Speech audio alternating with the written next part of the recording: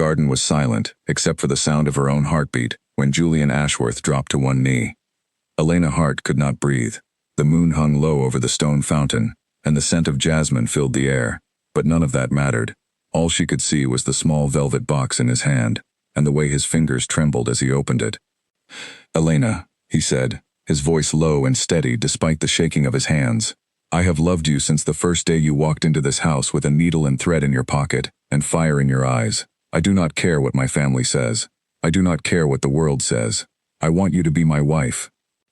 The ring inside the box caught the moonlight. It was old, delicate, made of gold that had been polished by generations of hands before hers.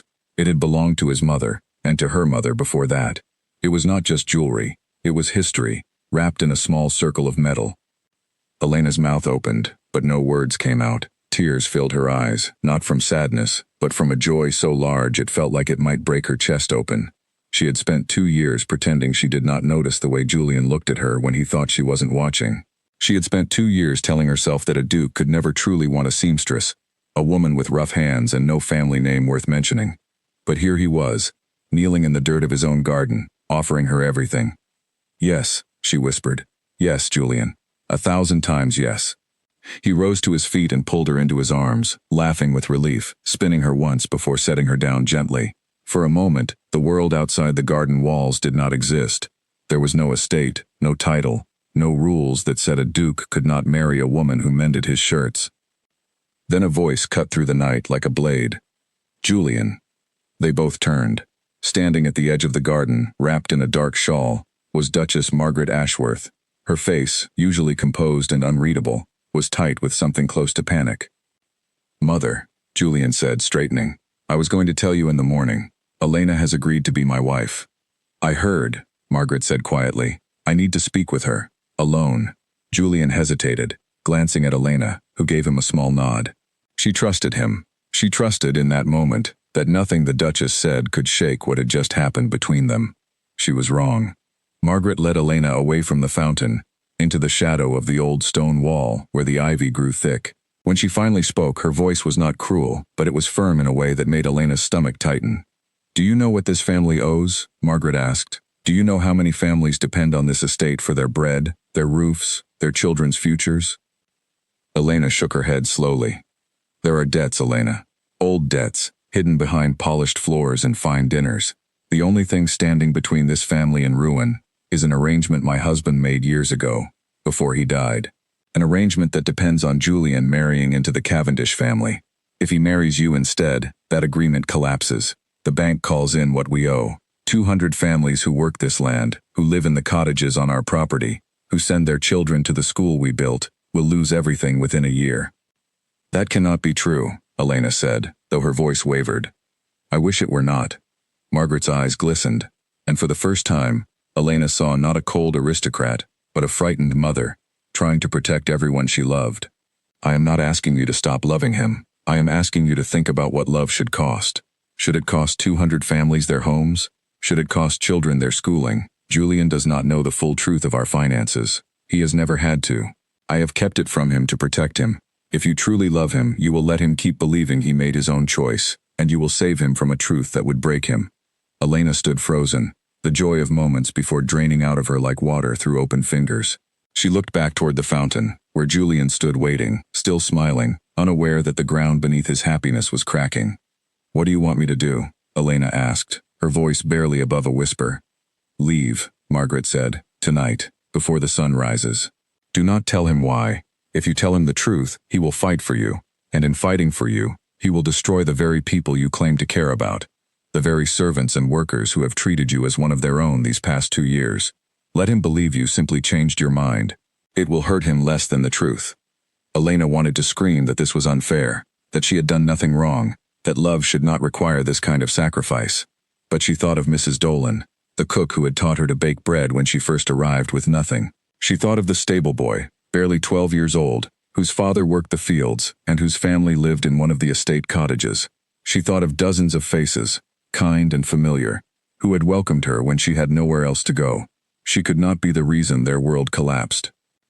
That night, Elena packed a single bag by candlelight. She looked at the ring on her finger for a long time, turning it slowly. watching the candle flame dance across its surface. It was the most beautiful thing she had ever owned, and it represented a future she wanted more than anything. But some things could not be kept. She walked to Julian's study, the room where he worked late into the night going over papers he did not fully understand were tied to debts he did not know existed. She placed the ring gently on his desk, in the center, where he would see it first thing in the morning. She did not write a note. There were no words that could explain what she was doing without revealing the truth Margaret had begged her to protect. She looked around the room one last time, memorizing the smell of old books and burning wood, the sound of the clock ticking on the mantel, the warmth that had somehow made this cold, enormous house feel like home for 2 short years. Then she left. She walked through the gardens where he had proposed just hours before, past the fountain still glistening with moonlight, through the gate that led to the road beyond the estate. A carriage was waiting, arranged quietly by one of the few servants who knew the truth and had agreed to help her disappear without questions. As the carriage pulled away, Elena allowed herself to cry, finally, for the life she was leaving behind. She did not look back at the house. She could not bear to see it grow smaller in the distance, knowing that inside, a man she loved more than her own life would wake up to an empty room and a ring with no explanation. Morning came, and Julian found the ring exactly where she had left it. At first, he thought it was some kind of joke, a misunderstanding. He called for Elena, searched her small room near the servants' quarters, found her belongings gone, her bed made, no trace of her left behind except the ring gleaming on his desk like an accusation. He rode into town that same day, asking anyone who might have seen her. No one had. It was as if she had vanished into the early morning fog and taken every piece of evidence that she had ever existed with her. Days turned into weeks. Julian stopped eating properly. He stopped smiling at dinner. His mother watched him with guilt eating away at her insides, but she said nothing, convinced that her silence was protecting not just the estate, but her son from a truth that would have hurt him even more than heartbreak. Julian never suspected his own mother. He blamed himself instead, replaying every conversation, every look, every moment they had shared, searching for the mistake he must have made. He convinced himself that perhaps Elena had never truly loved him, that perhaps the life of a duchess had frightened her away, that perhaps she had realized, in that final moment, that she did not belong in his world after all. He kept the ring locked in a drawer in his desk, unable to sell it, unable to give it to anyone else, unable to look at it without feeling as though his chest had been carved out and left empty. What Julian did not know, and what Elena carried alone in the back of that departing carriage, was that she was not simply running from heartbreak. She was running toward a future neither of them could yet imagine, one that would take years to reveal itself, one that would eventually bring them back to this same garden, standing in the same moonlight, facing a truth far bigger than either of them had understood on that quiet, devastating night. The road ahead was long, and Elena had no idea yet just how much would change before she saw Julian Ashworth again. 5 years passed before their paths would cross once more, and by then, everything about both of their lives would be unrecognizable from the two young people who had once stood beside a fountain, believing love alone was enough to conquer the world. The city of Brenfield smelled of coal smoke and fresh bread, a strange mixture that Elena Hart had grown to love over the past 5 years. She stood behind the counter of her small dress shop, pins tucked between her lips, measuring a length of blue silk against the shoulders of a customer who could not stop admiring herself in the mirror. "You have a true gift, Mrs. Hart," the woman said, turning side to side. "This is the finest fitting I have ever had." Elena smiled, removing the pins from her mouth. "Thank you, Mrs. Whitfield. It will be ready by Thursday." She had built this shop from nothing. When she first arrived in Brenfield, she had a single bag of clothes, a small amount of coin, and a secret growing inside her that she had not yet told a single soul. She rented a tiny room above a bakery, took in mending work by candlelight, and slowly, stitch by stitch, saved enough to open a shop of her own. She had changed her name slightly, dropping her family name and taking on the name Hart instead, a small shield against anyone who might come looking. Not that she expected Julian to search for her. She had left no trail, no explanation, nothing that would lead him back to her. What she had not expected was Charlotte. Elena had discovered she was carrying a child only weeks after arriving in Brenfield, in a rented room with peeling wallpaper and a single window that let in barely any light. She remembered sitting on the edge of the narrow bed, one hand pressed to her stomach, overwhelmed by fear and, beneath the fear, a fierce and sudden love she had not expected to feel so quickly. She had thought about writing to Julian.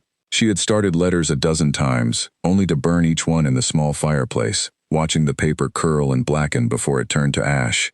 Margaret's words echoed in her mind every time she picked up a pen. If she told Julian the truth, he would come for her. And in coming for her, he would destroy everything he had spent his life protecting. So she raised Charlotte alone. Now 5 years old, Charlotte had her father's eyes, a deep and striking gray that seemed to look straight through people, and her mother's stubborn determination, which showed itself every time she insisted on helping in the shop despite being far too young to hold a needle properly. "Mama, can I help fold the fabric?" Charlotte asked, tugging at Elena's skirt as the customer left the shop, bell chiming above the door. "Only the soft ones," Elena said, kneeling down to kiss her daughter's forehead. "The pins are sharp, remember?" Charlotte nodded seriously, as if this were the most important rule in the world, and toddled off toward the bolts of cotton stacked near the back wall. Elena watched her daughter with a warmth that never faded, even on the hardest days. There had been many hard days.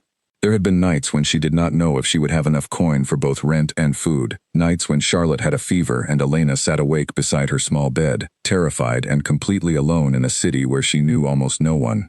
But she had survived, more than survived. Her shop had become known throughout Brenfield for its quality and its honesty. She never overcharged, never rushed a fitting, and treated every customer, rich or poor, with the same careful attention. Word had spread, and now she employed 2 younger seamstresses to help with the growing demand. She had built a life, a real one, entirely her own, built with her own 2 hands. And yet, some nights, after Charlotte had fallen asleep and the shop below sat dark and quiet, Elena would sit by her window and think of him. She would remember the way his laughter had sounded in the garden, the way his hand had felt wrapped around hers, the way he had looked at her, as though she were the only person in the world worth seeing. She never regretted leaving. She could not regret it, not when she thought of all the families who might have lost everything otherwise, but she allowed herself, in these quiet moments, to miss him, just for a little while, just until sleep finally came and pulled her away from the memories. Far from Brenfield, in the grand halls of Ashworth Manor, Julian had become a different man entirely. He had married, 2 years after Elena disappeared, a woman named Beatrice Cavendish, exactly as the arrangement his father had made years before required. Beatrice was kind enough, intelligent, and entirely uninterested in Julian in any way beyond the practical benefits their marriage provided both families. Their union had been cordial, distant, and entirely without warmth from the very beginning. They had lived together for 3 years before Beatrice, with a rare moment of honesty between them, suggested they simply live separate lives under the same roof, an arrangement that suited them both far better than pretending affection neither of them felt. There had been no children. There had been, in truth, very little of anything between them at all. Julian had thought, in the early days after Elena left, that perhaps time would heal the wounds she had left behind. It had not. If anything, the years had only deepened his understanding of exactly what he had lost, and how little he had done to fight for it. He had hired investigators twice, quietly, without his mother's knowledge, paying men to search the countryside and the cities beyond for any trace of a seamstress named Elena. Each time, the trail went cold within weeks. Elena had vanished as thoroughly as if the earth itself had swallowed her. He kept her ring in the same drawer where he had placed it 5 years ago, taking it out occasionally, turning it over in his fingers, wondering what he had done wrong, wondering if there had been some sign he had missed, some warning that might have explained why the woman he loved had left without a single word. His mother, watching him grow more hollow with each passing year, carried her guilt like a stone in her chest. She had told herself, in the beginning, that she was protecting him from a painful truth about the family's finances, a truth that would have burdened him unfairly. She had told herself that Elena leaving quietly was kinder than the alternative, but watching her son become a shadow of the joyful young man he had once been, she began to question whether her kindness had in fact been its own kind of cruelty. She never spoke of that night in the garden. She carried the secret alone, watching Julian bury himself in work, taking over the family's struggling textile business with a grim determination that had nothing to do with passion and everything to do with distraction. He worked long hours, traveled frequently for trade negotiations, and slowly, methodically, pulled the family business back from the edge of ruin that his father's old arrangement had been meant to prevent. In an ironic twist that Margaret alone understood the full weight of, Julian's own hard work eventually made the original arrangement with the Cavendish family unnecessary. Within 4 years, the estate's debts were cleared entirely, not through marriage, but through Julian's own business skill and relentless effort. Margaret watched her son save the very future she had once told Elena needed protecting, and she realized, with a growing horror, that her sacrifice of Elena's happiness had ultimately been unnecessary. Julian could have saved the estate regardless. He had proven that himself, without any help from a marriage he never wanted. The guilt of this realization grew heavier with each passing year, though Margaret said nothing, unsure how to undo a mistake that could not simply be reversed with words. Julian, meanwhile, threw himself further into his work, expanding the family's textile business into new cities, forming new trade partnerships, building something that felt, at least, like purpose, even if it could never fill the space Elena had left behind. He attended trade exhibitions across the country, always searching, without fully admitting it to himself, for a familiar face in every crowd. He told himself he had stopped hoping years ago, but some part of him, quiet and persistent, never quite believed his own words. 5 years after Elena disappeared, an invitation arrived on Julian's desk for a trade exhibition in the city of Brenfield, a growing hub for textile merchants and fine goods, known increasingly for the quality of its independent shops and skilled craftspeople. Julian almost declined. He had attended dozens of similar exhibitions over the years, and each one had brought nothing but the familiar disappointment of another face that was not hers. But something made him pause over the invitation longer than usual. Perhaps it was simply time, wearing him down into a version of hope he no longer had the strength to resist. Perhaps it was nothing more than curiosity about a city he had never visited. He signed his name to the response, accepting the invitation, with no way of knowing that this simple decision would lead him back to the one person he had spent 5 years trying, and failing, to forget. Brenfield waited on the horizon, unaware of the storm of memory and longing that was about to arrive within its streets.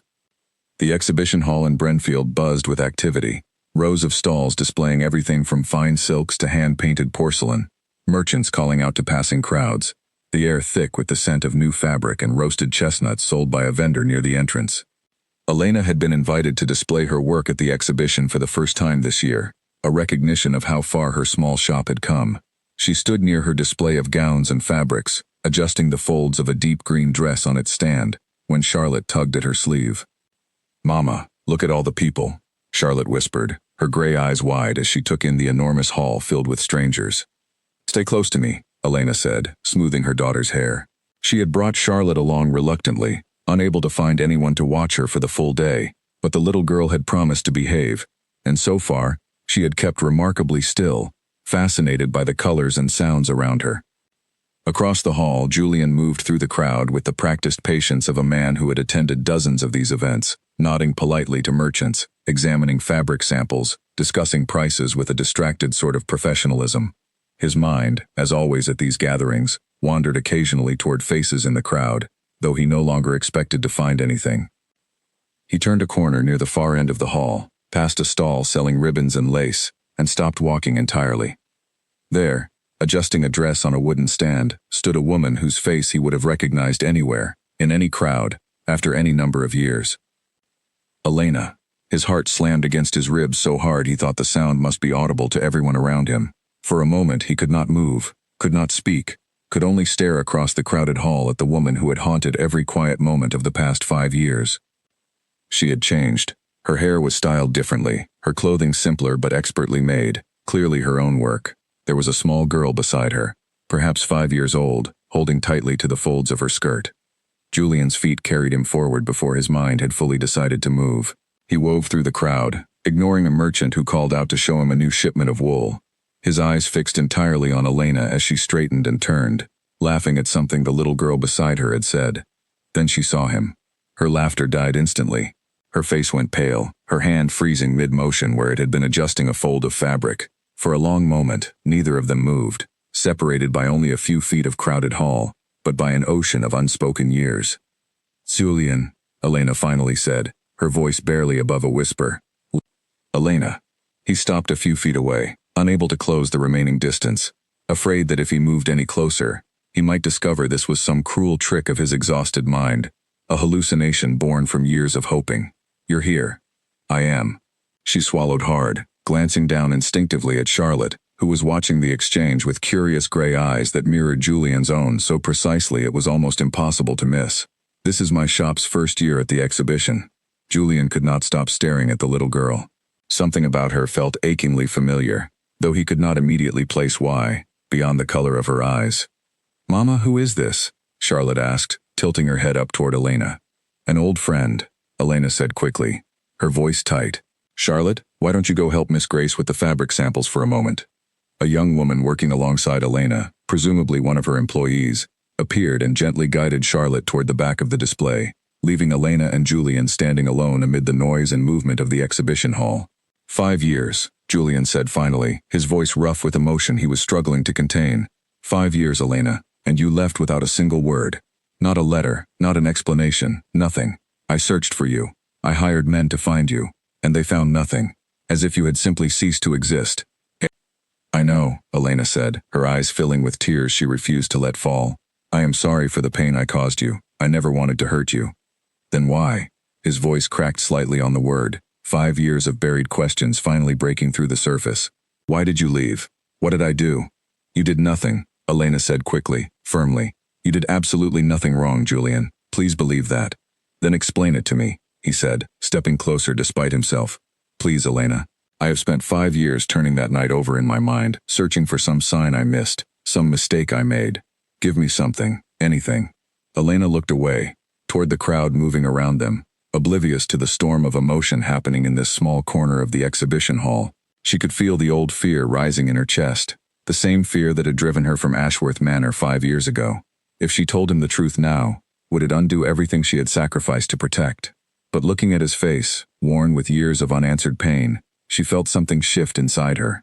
Perhaps some truths could not be buried forever, no matter how carefully one tried. Not here, she said finally.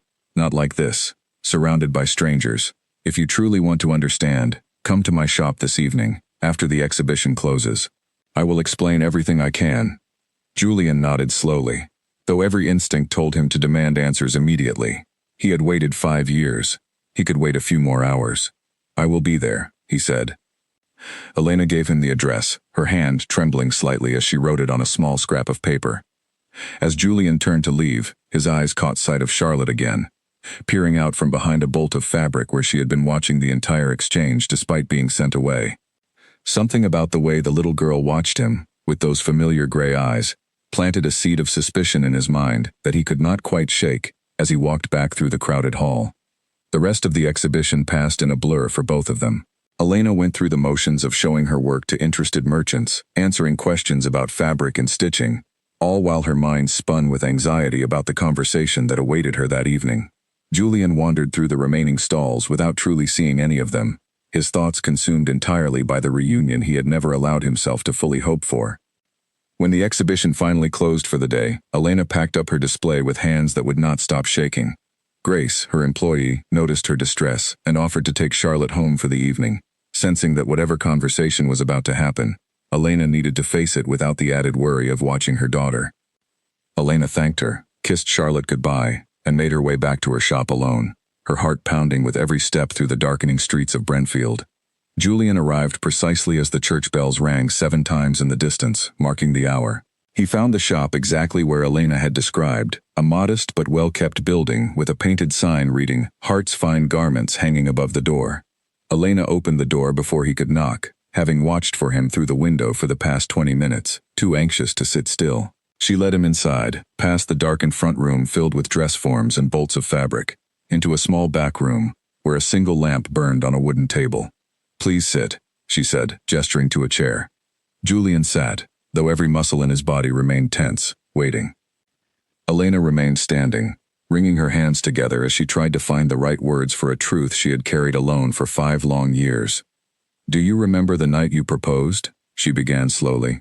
"After you asked me to marry you, your mother came to speak with me." Alone. Julian's brow furrowed. "My mother? What did she say to you?"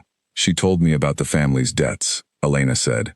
"About the arrangement your father had made, tying the estate's future to your marriage into the Cavendish family. She told me that if you married me instead, the arrangement would collapse, and hundreds of families who depended on the estate would lose everything, their homes, their livelihoods, their children's futures." Julian stared at her, his face draining of color. "That is impossible. My mother never mentioned any such debts to me. The estate's finances were always stable during that time, at least as far as I understood them. She said she had kept it from you to protect you," Elena continued, her voice trembling slightly.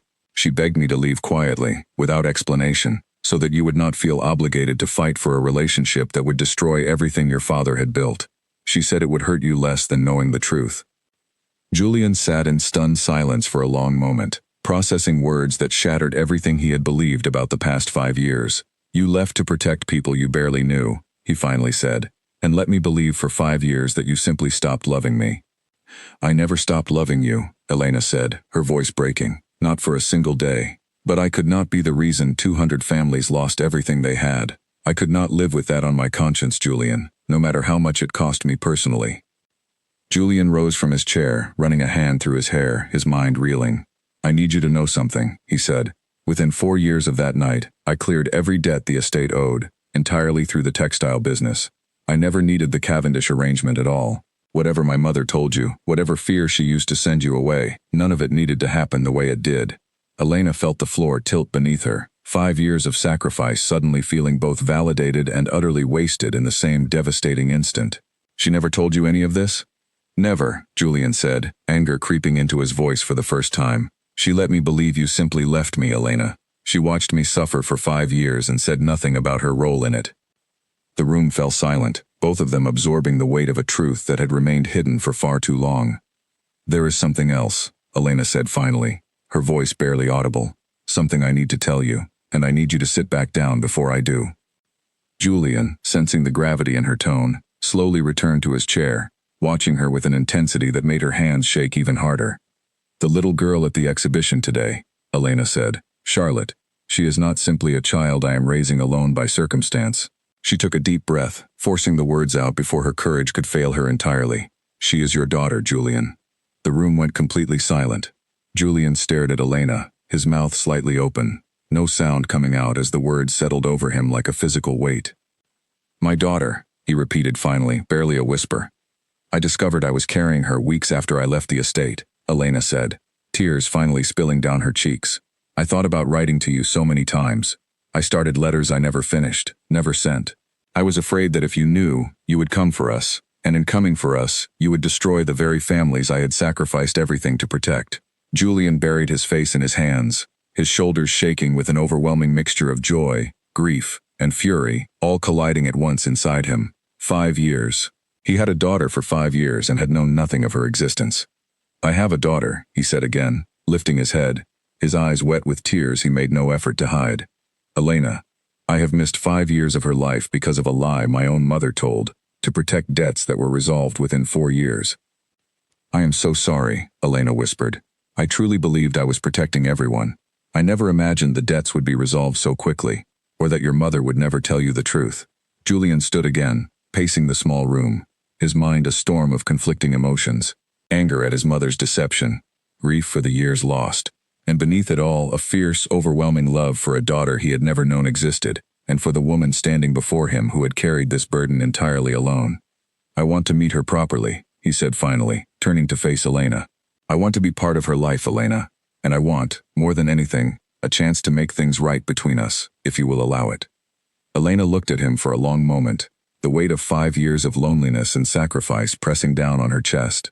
Part of her wanted nothing more than to fall into his arms and pretend the years apart had never happened. But another part of her, the part that had learned to protect herself and her daughter alone, held back. This is not something that can be fixed in a single evening, Julian, she said carefully. Charlotte does not know you. I do not know if I can simply trust that everything will be different now, even knowing the truth about your mother's lies. I understand, Julian said, though the words clearly cost him effort. I am not asking you to forgive everything tonight. I am asking for a chance, a real one. Let me prove, through actions and not just words, that I am worthy of being part of both your lives. Elena studied his face, searching for any sign of the same desperation that had once made her believe love alone could conquer any obstacle. What she found instead was something steadier, more mature, forged through 5 years of loss and searching. One chance, she said finally. But Julian, I need you to understand something clearly. I will not uproot Charlotte's life, or my own, based on promises alone. If you truly want this, you will need to show it, not simply say it. Julian nodded firmly. Then I will show you, he said, starting tomorrow. Neither of them could have predicted, as they stood in that small back room lit by a single lamp, just how much both of their lives were about to change in the weeks that followed. True to his word, Julian returned to Brenfield the following morning, Though he did not go directly to the shop, instead, he sent a short letter to Elena, asking permission before visiting Charlotte for the first time, unwilling to overwhelm either of them by simply appearing unannounced. Elena appreciated the gesture more than she expected. It was a small thing, asking permission rather than assuming a right to be present, but it told her something important about the man Julian had become in the years since she left. She agreed to a visit that afternoon, choosing neutral ground, a small park near her shop where Charlotte often played after her lessons. She thought it best to introduce them somewhere open and unpressured, rather than in the confined intensity of the shop's back room. Julian arrived early, pacing near a bench beneath a large oak tree, more nervous than he had been before any business negotiation in his entire career. When Elena arrived with Charlotte skipping along beside her, holding a small wooden toy horse, his breath caught in his throat. "Charlotte," Elena said gently, kneeling down to her daughter's level. "Do you remember the man from the exhibition yesterday?" Charlotte nodded, studying Julian with the same curious, unblinking gaze she had given him the day before. "His name is Julian," Elena continued carefully. "He is going to be spending some time with us, if that is all right with you." Charlotte considered this for a moment with the serious deliberation only a 5-year-old could manage, then held up her wooden horse toward Julian. "Do you want to see my horse? His name is Ember." Julian felt something crack open in his chest, warm and overwhelming. He knelt down slowly to Charlotte's level, careful not to move too quickly and frighten her. "Ember is a wonderful name," he said. "Did you name him yourself?" Charlotte nodded proudly. "Mama helped me pick it. She said Ember means a little piece of fire that never quite goes out." Julian glanced up at Elena, who quickly looked away, though not before he saw the flush rising in her cheeks. The words felt like they carried more meaning than a simple explanation for a toy's name. Over the following weeks, Julian returned to Brenfield as often as his business obligations allowed, sometimes staying only a single afternoon, sometimes managing to remain for several days at a time. He learned Charlotte's favorite stories, the particular way she liked her tea sweetened, the small fears she carried about thunderstorms that made her want someone nearby until the noise passed. He was patient in a way that surprised even himself. He never pushed for more time than Elena offered, never demanded explanations or timelines for when their relationship might move beyond careful, guarded friendship. He simply showed up, again and again, proving through consistency what words alone could never fully demonstrate.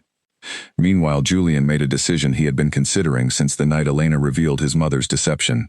He traveled back to Ashworth Manor for the first time in weeks, finding his mother in the drawing room, working on embroidery that had occupied her hands for as long as he could remember. "Mother," he said, his voice carrying none of its usual warmth. "I found Elena." Margaret's hands stilled instantly, the needle frozen mid-stitch. She looked up at her son, and something in his expression told her immediately that he knew everything. "Julian," she began, but he cut her off. "I know what you told her," he said. "I know about the lie regarding our family's debts. I know you sent her away, believing you were protecting hundreds of families, when in truth, I resolved every debt this family owed within 4 years, entirely without any marriage arrangement." Margaret's face crumpled, the composed mask she had worn for 5 years finally breaking apart. "I truly believed I was protecting you," she said, her voice shaking. "I never imagined the debts would be resolved so quickly. I never imagined the cost of my decision would be so much greater than I understood at the time." "You took 5 years from me," Julian said, his voice tight with the controlled anger he had been carrying since the night in Elena's shop. "You took 5 years from a woman who did nothing wrong except love your son, and you took 5 years from your own granddaughter, who you have never even met." Margaret's eyes widened, tears spilling down her cheeks. "Granddaughter? Her name is Charlotte," Julian said. "She is 5 years old. She has my eyes and Elena's stubbornness, and she has spent her entire life without knowing her father existed because of a decision you made without ever telling me the truth." Margaret set aside her embroidery entirely, her hands trembling in her lap. "I have made a terrible mistake," she whispered. "I do not know how to undo something like this." "You cannot undo it," Julian said, "but you can begin, if you are willing, to make amends. Elena does not trust easily anymore, and rightfully so. If you want any chance of being part of Charlotte's life, you will need to prove yourself worthy of that trust, just as I am trying to do." Margaret nodded slowly, wiping at her tears with a trembling hand. "Whatever it takes," she said. "I will do whatever it takes to make this right." Over the following weeks, Julian continued his careful courtship of both Elena's trust and Charlotte's affection, while also beginning the difficult work of making structural changes within his own life. He resigned from several obligations tied directly to his mother's social circle, distancing himself from the rigid expectations that had once dictated so much of his existence. He began, quietly but deliberately, to acknowledge Charlotte within his own family records, ensuring that regardless of what happened between himself and Elena romantically, his daughter would never face questions about her place within the Ashworth family line. This decision was not without consequence. Whispers began circulating among the aristocratic circles Julian had once moved through so easily. Questions about the mysterious child suddenly connected to his name, about the seamstress from Brenfield who had apparently been carrying his daughter for the past 5 years. Some of his old associates distanced themselves, uncomfortable with the scandal such a revelation might bring. Julian found, to his own surprise, that he did not care. The approval of people who valued titles and appearances over honesty and love had lost whatever hold it once had over him. What mattered now was proving to Elena and Charlotte that he was capable of choosing them, openly and without hesitation, regardless of what it might cost him socially. Elena watched this transformation unfold with a cautious, guarded hope she was almost afraid to fully acknowledge. She had spent 5 years building walls around her heart, protecting herself and Charlotte from the possibility of being hurt again. Those walls did not come down easily, no matter how consistently Julian showed up, no matter how genuine his efforts appeared. One evening, after Charlotte had fallen asleep and Julian had stayed later than usual, sitting with Elena in the quiet back room of the shop, she finally allowed herself to voice the fear she had been carrying since their reunion. "What happens?" she asked quietly, when the excitement of this new discovery fades. "When you return to your world of estates and business negotiations, and I remain here with my shop and my daughter, I cannot build my life around the hope that you will not eventually grow tired of visiting, or that the pull of your old life will not eventually win out." Julian was quiet for a long moment, considering his words carefully before speaking. "I understand why you would fear that," he said finally. "You have every reason to be cautious, given everything that happened before, but I am not the same man who let you walk away 5 years ago without fighting for you. I did not fight then, because I did not know there was anything to fight against. I know now, and I intend to prove, through every choice I make going forward, that I am not going anywhere." "Words are easy, Julian," Elena said softly, though not unkindly. "I need more than words." "Then I will give you more than words," he said. "Whatever it takes, for however long it takes, I will show you rather than simply tell you." Elena studied his face in the lamplight, searching for any trace of the desperate, uncertain man who had knelt beside a fountain 5 years ago, offering a ring and a promise he had not yet had the chance to test against real hardship. What she found instead was someone steadier, someone who had weathered genuine loss and come through it with a clearer understanding of what truly mattered. She was not yet ready to trust completely, but for the first time since that night in the garden, she allowed herself to believe that perhaps, given enough time, she might be. 6 months passed, and the careful, patient rhythm Julian had established became something Elena and Charlotte began to depend on. He visited every second week without fail, and when business obligations occasionally prevented travel, he sent letters instead, ones filled with small stories from the estate that made Charlotte laugh with delight, tales of a mischievous stable dog and a peacock that had taken to chasing visitors across the front lawn. Charlotte, in particular, had grown to adore him completely, no longer studying him with cautious curiosity but running to greet him the moment he arrived, eager to show him new drawings or tell him about her lessons.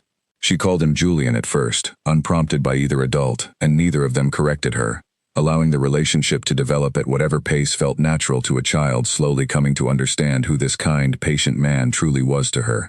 Margaret, too, had begun her own slow journey toward redemption. She wrote to Elena directly, a letter filled with genuine remorse rather than excuses, acknowledging the pain her decision had caused, and asking, humbly, for the chance to know her granddaughter, whenever Elena felt it appropriate. Elena had been hesitant at first, still carrying the sting of Margaret's manipulation from 5 years before, but something in the letter's honesty, its complete lack of the cold authority Margaret had once wielded so easily, softened Elena's resistance. She agreed, eventually, to a single visit, carefully supervised, to see how Charlotte responded. The visit went better than Elena had dared hope. Margaret arrived not as a duchess descending upon a common shop, but as a grandmother meeting her grandchild for the first time, bringing a small, carefully chosen gift, a set of wooden building blocks that had once belonged to Julian himself as a child. She sat on the floor of the shop's back room, entirely unconcerned with the dust that gathered on her fine dress, and played quietly with Charlotte for over an hour, her eyes wet with tears she made no attempt to hide. Afterward, as Margaret prepared to leave, she turned to Elena with a humility that would have been unimaginable 5 years earlier. I know I have no right to ask for your forgiveness, she said quietly. What I did to you, to Julian, to that beautiful child, was unforgivable in many ways. But I want you to know that I understand now, fully, the weight of what I took from all of you. I will spend whatever time I have left trying, in whatever small ways I can, to make amends. Elena, moved despite herself, found that some of the anger she had carried toward Margaret for so long had begun, quietly, to soften into something closer to weary understanding. She did not fully forgive, not yet, but she recognized genuine remorse when she saw it, and she allowed the relationship between Margaret and Charlotte to continue growing slowly, carefully, on Elena's own terms. As the months passed, Julian's patience never wavered, even as the pace of change remained deliberately slow at Elena's insistence. He never pushed for more than she offered, never grew frustrated or distant when she needed time to process the enormity of everything that had happened. If anything, his steadiness only grew stronger, a quiet, consistent presence that Elena found herself relying on more and more, despite her earlier resolve to guard her heart carefully. 1 year after their reunion at the exhibition hall, Julian arranged a visit to Brenfield that felt, from the moment he arrived, slightly different than the many visits before it. He seemed nervous in a way Elena had not seen since that very first meeting. His hands restless, his usual steady composure replaced by something almost boyish in its uncertainty. He asked if Elena and Charlotte might join him for a walk that evening, through the same park where he and Charlotte had first properly met, now transformed by summer into a lush green space, filled with blooming flowers and the gentle hum of evening insects. As they walked together, Charlotte running ahead to chase a butterfly along the path, Julian slowed his pace, allowing some distance to grow between themselves and the little girl, giving them a rare moment of privacy within the open park. "Elena," he said, his voice carrying a familiar tremor that instantly transported her back to the night beside the fountain. 5 years and a lifetime ago. I have spent this past year trying to show you, through everything I have done, that I am serious about building a future with you and with Charlotte. I do not want to simply visit anymore. I do not want letters and scheduled trips to fill the space between us. I want to build a life together, entirely and completely, if you will still have me." He reached into his coat pocket, and Elena's breath caught as she recognized what he withdrew. It was the same ring, the very one that had belonged to his mother and her mother before that, the one Elena had left silently on his desk 5 years ago without explanation.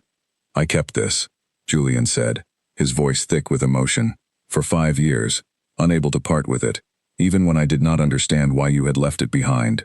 I know now why you did, and I understand the sacrifice it represented, but I am asking you again, Elena, this time with full honesty between us, with nothing hidden, and with my mother's blessing rather than her secret interference. Will you marry me?" Elena felt tears streaming down her face, though this time they carried none of the confusion or fear that had haunted that first proposal 5 years ago. This time, she understood everything. The sacrifice, the years apart, the slow rebuilding of trust, all of it had led to this single moment, standing in a park in the city she had built her entire new life within, facing a man who had proven, beyond any doubt, that he was worthy of the love she had never truly stopped feeling. "Yes," she said, her voice steady and certain in a way it had not been able to manage 5 years before.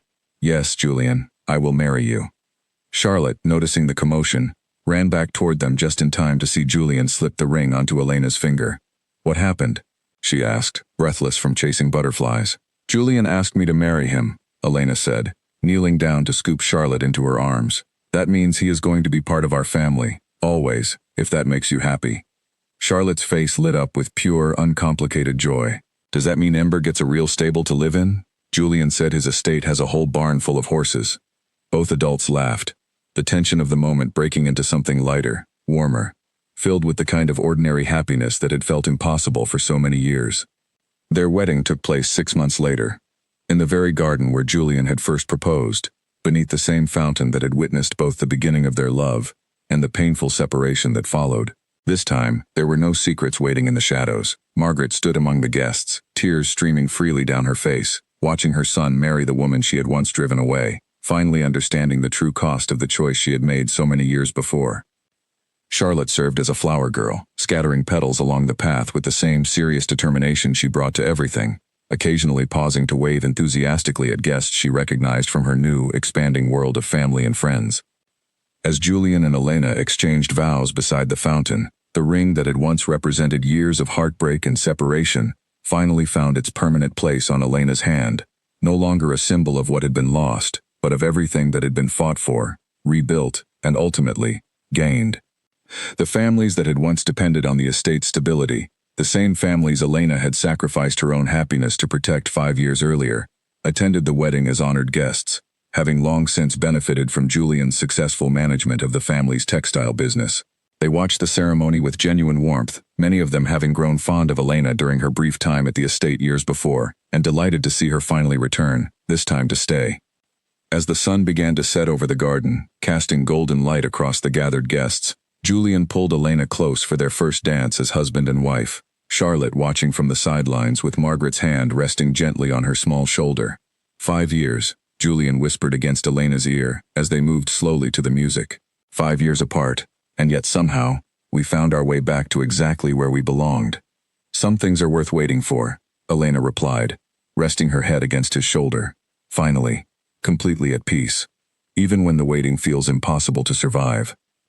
The garden, once the site of both a joyful proposal and a devastating silent departure, now held a new memory layered over the old ones, a testament to the idea that love, when built on honesty and genuine effort rather than secrets and fear, could survive even the longest separations, and emerge stronger for having endured them. 3 years after the wedding, life at Ashworth Manor had transformed into something neither Julian nor Elena could have imagined during those lonely years apart. The estate, once burdened by secrets and financial fear, now thrived under Julian's steady management, its fields and cottages home to families who had grown to know Elena not as a distant duchess, but as someone who still remembered every name, every child, every small kindness shown to her during her early days as a young seamstress within these very walls. Elena had not abandoned her shop in Brenfield, though she now visited less frequently. Having trained Grace to manage the daily operations with the same care and honesty Elena herself had built the business upon. The shop had grown further still, now supplying fine garments to merchants across several cities, a testament to skills Elena had first developed out of necessity and had transformed into genuine artistry. Charlotte, now 8 years old, had grown into a bright, curious child who split her time between the gardens of Ashworth Manor and the bustling streets of Brenfield, comfortable in both worlds in a way that spoke to the balanced, honest upbringing her parents had worked so hard to provide her.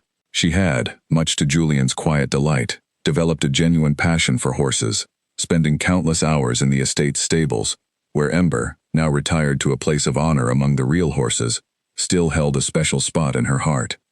Margaret had become, against all early expectations, one of Charlotte's closest companions within the household.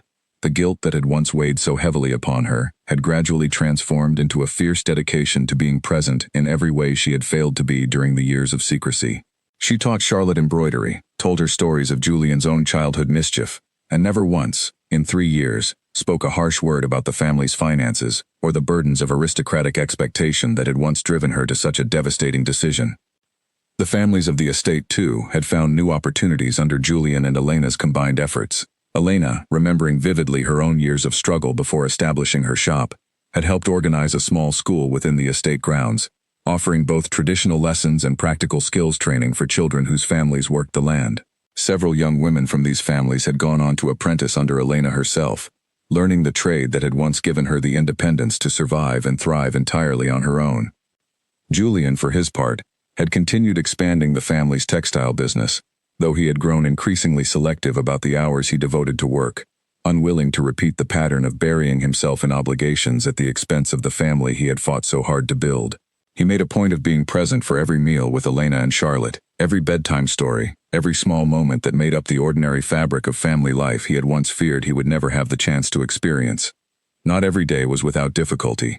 There were still occasional whispers among certain aristocratic circles about the unconventional nature of Julian's marriage, about a duchess who had once worked as a common seamstress, about a daughter born before her parents had wed. Julian and Elena had learned, together, to let such comments pass without concern, secure in the genuine happiness of their own household, unbothered by opinions that mattered less with each passing year. There had also been harder conversations, moments when old wounds resurfaced unexpectedly. Elena occasionally found herself gripped by a lingering fear that the security she now enjoyed could somehow be taken away again, a fear rooted deeply in the years of uncertainty she had faced alone in Brenfield. Julian, recognizing these moments for what they were, never dismissed her concerns, choosing instead to sit with her through them, reaffirming through patient conversation and consistent action that the trust between them, once broken, had been rebuilt on a foundation far sturdier than before. On the third anniversary of their wedding, the family gathered once more beside the fountain in the garden, now joined by a second child, a son named Edmund, barely a year old, who giggled in Margaret's arms as the late afternoon sun cast long shadows across the familiar stone path. Elena stood beside Julian, watching Charlotte chase after a family of ducks that had made a home near the fountain's edge, and felt a peace settle over her that she had once believed impossible to achieve. The garden that had witnessed both her greatest heartbreak and her deepest joy now simply felt like home, layered with years of memory both painful and beautiful, all of it woven together into a life she had built, piece by piece, through honesty, patience, and an unwavering willingness to fight for what truly mattered. "Do you ever think about that first night?" Elena asked quietly, watching Charlotte's laughter carry across the garden. "The proposal, the ring, everything that happened afterward?" Julian wrapped an arm around her shoulders, pulling her close as they watched their children play in the fading light. "Every day," he admitted. "But I think about it differently now. It was not the ending I feared it might become. It was simply the beginning of a much longer, much harder journey, toward exactly where we were always meant to end up." Elena smiled, resting her head against him, the ring on her finger catching the last golden rays of sunlight before evening settled fully over Ashworth Manor. Some love stories, she had come to understand, were not measured by how easily they unfolded, but by how deeply they were tested, and how much stronger they became for having survived. The families in the cottages beyond the manor walls continued their lives in comfort and security, unaware of just how close their futures had once come to depending entirely on a young seamstress's silent sacrifice. Elena never regretted the choice she had made that night beside the fountain, even knowing now that it had ultimately been unnecessary. It had shaped her into someone stronger, someone capable of building an entire life from nothing, and that strength had followed her into every part of the family she now called her own. As night fell fully over the estate, the family made their way back inside together, leaving the fountain and its layered history behind them for another quiet evening, secure in the knowledge that whatever challenges the future might still bring, they would face them exactly as they had rebuilt their love in the first place, honestly, patiently, and always together.